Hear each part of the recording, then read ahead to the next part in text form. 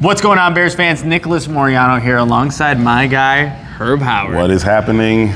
Day 2 of the NFL draft, Herb. Still going on here at Hallis Hall, but we've had a little bit of a change here with these last couple of picks. Ryan Poles addressing some skilled players early on, and now addressing the trenches, much needed. And it started with Boston College offensive tackle, right tackle, Ozzy Trapilo. Yep.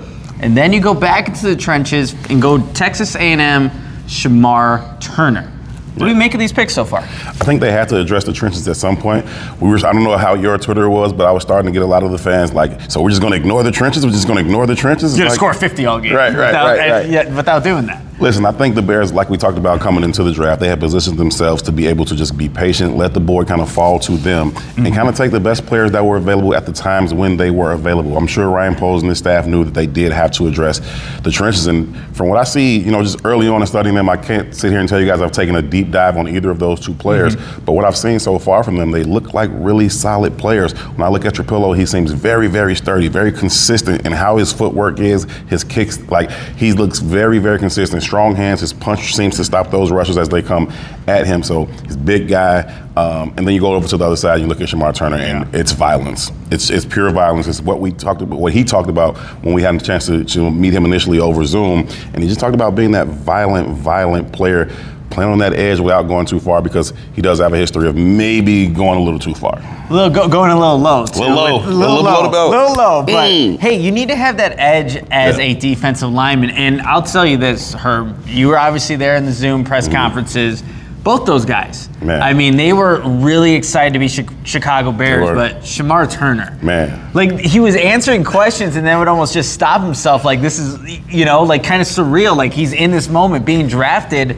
And I don't know, I like, you could see all the media members, really like their faces. I saw you, and like we were having the same reaction seeing this guy so happy to be a Chicago Bear. I just felt really happy for him. His joy was coming through. You could tell that it meant so much to him. It kind of seemed surreal to him, like kind of like a dream to him as like in the moment.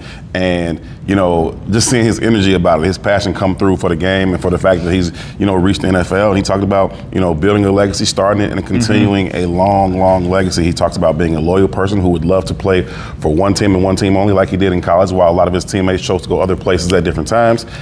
Talked about, learning from the teammates. I mentioned to him that Andrew Billings is here, Grady Jarrett is here, Javon Dexter is here. And he praised all those guys and said, listen, I just want to come in, I want to bring my demeanor, I want to bring my energy and the things I can do, but I want to be a sponge and soak up everything those guys have to offer, man. I'm a huge fan of the kid already. He's got to put it on tape. He's got to do it on the field. But just his personality, his passion, his energy, I really appreciated it. Yeah, and I think Dennis Allen's really going to appreciate it, because what we were hearing from the scouts is that he's someone that provides violence and the ability for knockback. And that's what they see in Shemar Turner. Reset the line of scrimmage. Reset it, and they need more guys like that in the interior of the defensive line. So he's going to provide that. But when you look at Ozzy Trapilo too, this is a guy that, just hearing from the scouts, like he should be able to compete for a spot on this team. And when you're looking at him playing this right tackle spot, he also has played left tackle early on in his career at Boston College. Just position versatility. And he talked about that on his press conference. Like, if you want to get into this level, you need to be position flexible. He said early in his career he made a couple starts at guard, one at left guard, one at right guard. He said then he went over to play left tackle. So ultimately he was moved over to the right tackle because their new offensive line coach said, hey, we don't maybe have 5 great guys, but you and the right guard are really good. So let's just put you over there and we can at least have one dominant side. The thing I heard from him the most was, I want to get on the field as soon as possible. I want to do whatever it takes to get on the field as soon as possible.